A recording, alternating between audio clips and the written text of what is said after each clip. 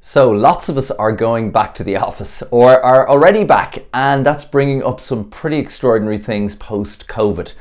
So I'd like to talk to you about some things that are really, really important that might actually help you to make sure that your experience of going back to the office is one that you can manage. So the first question you've got to ask is, are you an introvert, are you an extrovert, or are you an ambivert? So if you're an introvert, you tend to get energy from within. You don't need other people around you to stimulate you, and you can be highly productive under your own steam. If you're more of an extroverted person, it means that the energy comes from outside to within, and that's very much about getting a group of people around you to stimulate you and give you energy. And if you're an ambivert, you're a product of both. You have both internal drive and drive that comes from outside. So this is really important going back into an office environment. Quite obviously, the extroverts are going to be really happy to get back into that environment.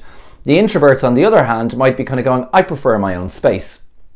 Now, in the population, we see it's pretty much 50-50 between introverted energies and extroverted energies. So we've probably got about 50% of the workforce that are thinking, yay, can't wait to get back, and the other half going, not so sure about this. But in terms of getting back, what's really, really important is how we manage ourselves. So the first thing I would say is, if you're an employer, don't rush into making a big decision. You see the likes of Twitter and people coming out there saying, hey, nobody needs to come back to the office anymore. That's slightly crazy, because sometimes it's what happens in the world of technologists is they forget about the fact that we're biological human beings. Humans need other humans. We have a part of the brain which is called the limbic system. The limbic system is the mammal brain. And what that has learned over eons is that if we stay together as a group, we survive. If we go off on our own, we tend to die. And this is very much this idea of the lone wolf. The lone wolf is very, very vulnerable. And there's that wonderful line from Rudyard Kipling where he says, the strength of the pack is the wolf, and the strength of the wolf is the pack. We need each other. And all mammals live in herds, live in pods, live in communities, live in groups, because we are stronger when we do. And this goes for businesses as well. So people interacting together is a huge and fundamentally important thing, which a HR policy or a post-COVID reaction is not going to change. That biology is hardwired, it's in here, and we can't change that. So what can we do when we go back? Well, one of the things I'd like to suggest to you is a little acronym that you could use to help understand what you're experiencing. And that's FIRE, F-I-R-E. F stands for fact, I stands for interpretation, R stands for reaction, and E stands for ends, or the end that we're trying to go after. So, fact. Will there be a lot of fear around air-conditioned office? Fact, yes.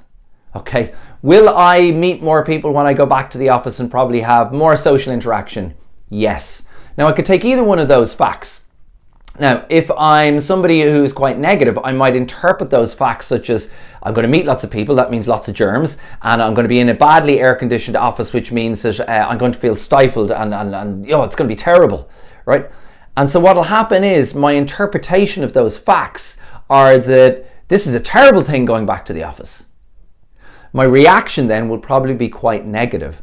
And the ends that I will work towards is, I don't want to go back to the office. I want flexi time so I can work at home forever. Okay? Now, I'm not knocking flexi time. I'm just saying, here's an example of what could happen. On the other hand, somebody else could look at those facts and they say, okay, I'm going into an air-conditioned office and I'm going to meet lots of people. So why do they interpret that? They say, okay, I'm going to meet lots of people. That's great. I'm really looking forward to more social interaction, collaborating on projects, building energy. The air-conditioned office, what would I do? Okay, I'm going to make sure that I get some regular breaks and I get outside and I make sure I keep my lungs full of healthy, fresh air. So I've interpreted those facts differently, haven't I? And so my reaction to that interpretation is, hey, this is going to be okay. I'm going to actually enjoy this experience. And then the end that I will have is, how do I return to work in a way that's safe and positive and lifts me? So these are things that we need to consider as we're already coming back to the office, or we're going to come back to the office over the course of the next few months. So I'd ask you to think about that FIRE acronym and to think about, where are you on that?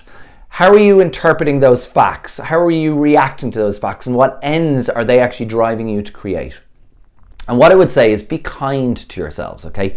Give yourselves time to get used to the idea of all of this. Sometimes when we've had a prolonged absence from the office, a lot of women or fathers after maternity or paternity leave will know what that's like. You've been out of that zone for an age and you come back in. It can be daunting. It can be anxious. That's a totally normal reaction. But what we need to do is give this thing time. Don't rush into making big policies around what you will or won't do. Give it time, let it all settle down, and the most important thing is have a continual and ongoing conversation as an employer with your employees and as an employee with the owners of the business or with the leaders. And on that note, I wish you a fantastic day.